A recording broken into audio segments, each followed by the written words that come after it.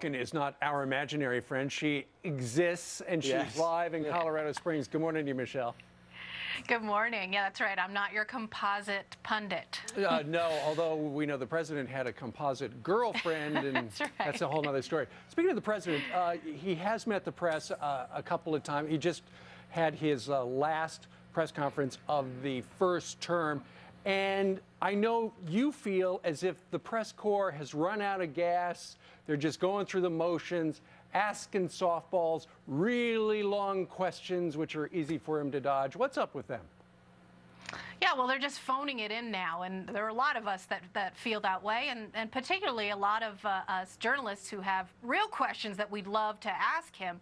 And Deborah Saunders, my friend at the San Francisco Chronicle, did a fabulous column on this phenomenon of them just going through the motions at these press conferences. Certainly that is not true of the Fox News journalists who continue to do the work that so many other journalists won't do. Yeah, but we're frozen out. We're frozen out. Yes, and we're punished for doing our jobs, right? But this is not a surprise if you look at how so many of these lapdogs and drool bucket award winners over the years, particularly in the early years, fawned and acted more as sycophants than reporters. And I remember very early on the kinds of questions they asked were along the lines of, if you were a tree, what kind of tree would you be? Right.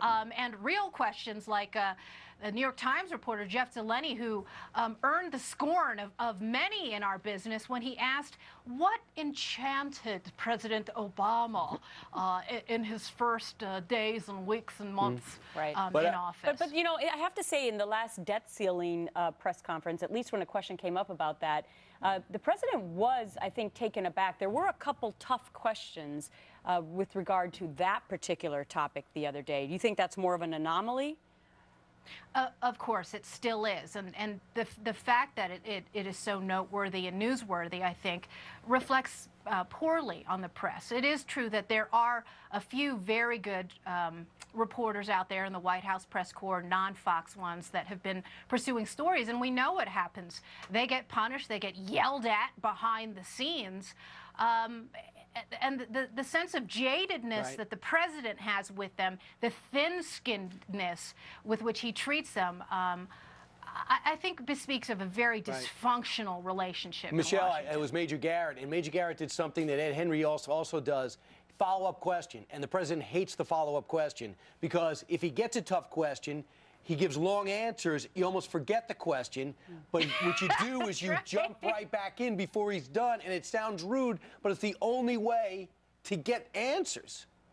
It is. It is so true. The famous filibustering of this president and the unwillingness, unfortunately, of the majority of the reporters to, yes, act rude and get back in his face and make him answer the questions that Americans want him to answer. Instead, what the White House does a lot of is what they did yesterday. They had a signing where the president signed a number of executive orders, and it's interesting. He had he had 4 children near him, right behind him. You can see right there. Those are 4 kids who wrote him letters saying you got to do something about guns. There have been some on the right, Michelle, who have criticized him as using those children as props rather than, you know, props, or was it proper that they used the kids?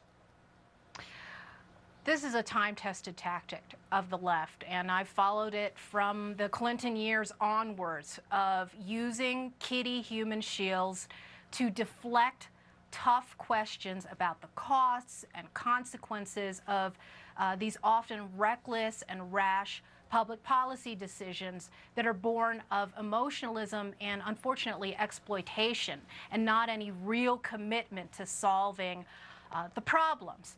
And whether it was Obamacare or any health care policy for that matter, education, immigration, and now gun control, what these Democrats do is use children very cynically to try and deflect accountability for their actions, and in this case, very imperial actions on the part of the president. And I consider it a form of child abuse and political malpractice, very toxic. Well, tell me if you think and of this. Course, Tell me if you agree Yes. with this, Michelle. If it had passed, if this gun legislation was passed, and kids are going to be affected, maybe schools are going to have armed guards, whatever it is, I don't have a problem with that.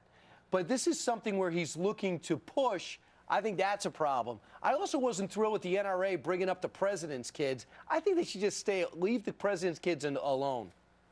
Well, let me address both of those points. I think you have a point on the first count. However, what he does is engage in a basic logical fallacy, and there are so many of them. We're littered with them in Washington.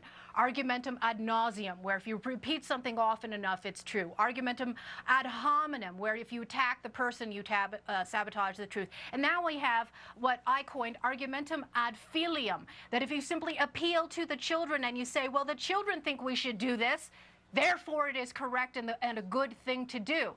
That's ridiculous, and we need to grow up when it comes to both rhetoric and public policy debate. On the point about the NRA pointing to the fact that the Obama children have armed guards and most children do not, I think it's an entirely different sphere of public policy. It is a legitimate point.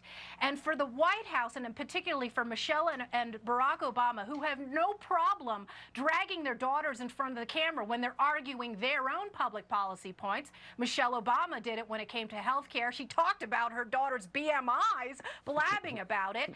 For them to say, you're not allowed in any way, shape, or form or capacity to talk about our children and the impact of public policy, hypocrisy. Well, Michelle always has an opinion about every issue of the day. So great to see you. Have a fantastic week. We'll see you next week. You too. Take care.